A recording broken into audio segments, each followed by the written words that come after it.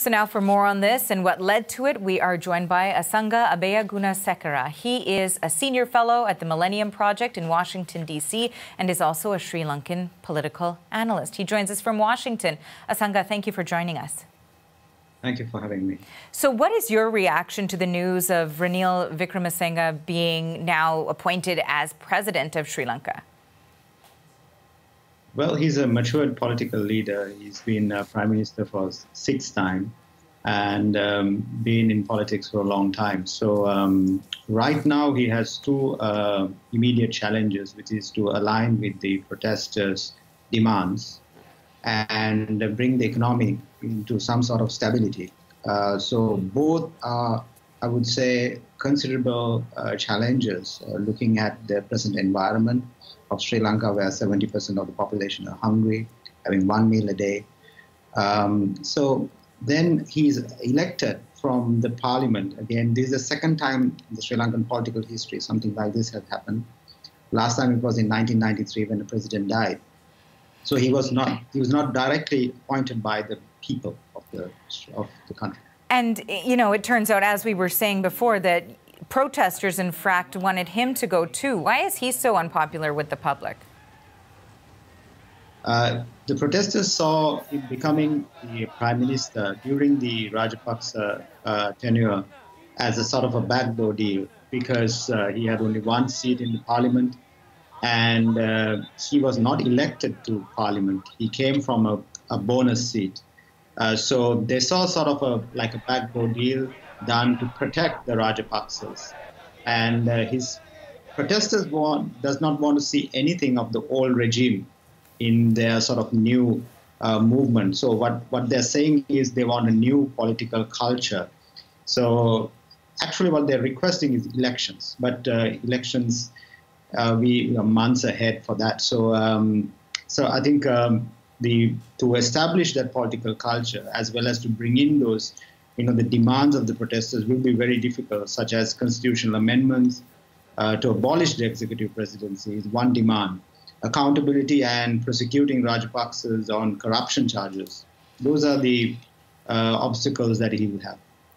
Now, Asanga, when we talk about economic and political instability in Sri Lanka, it's sort of been building up over time, and perhaps the demonstrations and the protests that we're seeing now are sort of people reaching a boiling point in terms of all of the contributing factors to that economic and political instability. Can you tell us a little bit about the behind the scenes or the backdrop to these demonstrations?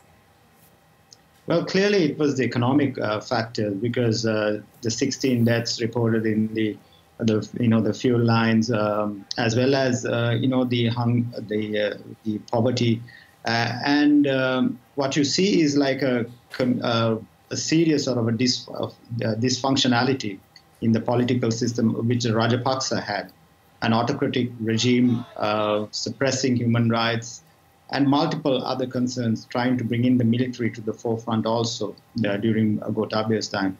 So here, where Wickramasinghe comes in, he would need to sort of re-democratize the society back again, have the independent institutions back again. So I'm looking at, I would say, about 5-6 months of work in here. You can't sort of immediately do this because it's a long exercise, and the entire next year to sort of bring the economy back to some sort of normalcy, go to the IMF program, which Sri Lanka has a serious concern because of the debt restructuring with the Chinese, because the more the Chinese sort of drag this on restructuring, more the trouble that we have for the Sri Lankan people.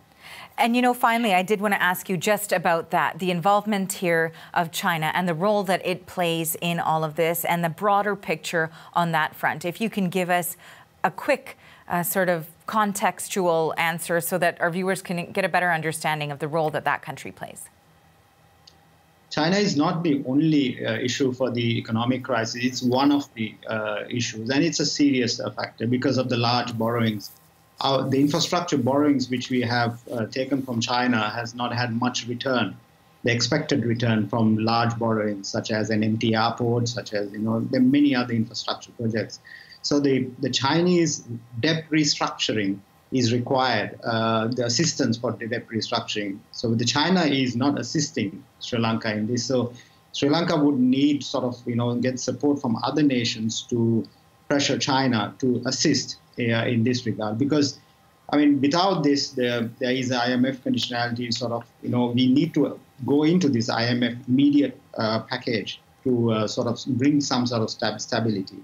So there is during the Rajapaksa tenure, there was a China tilt on its foreign policy, which need to sort of recalibrate and balance.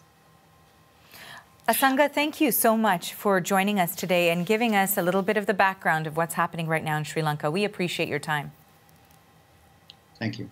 Asanga Abeyagoonasekera is a senior fellow at the Millennium Project in Washington, D.C.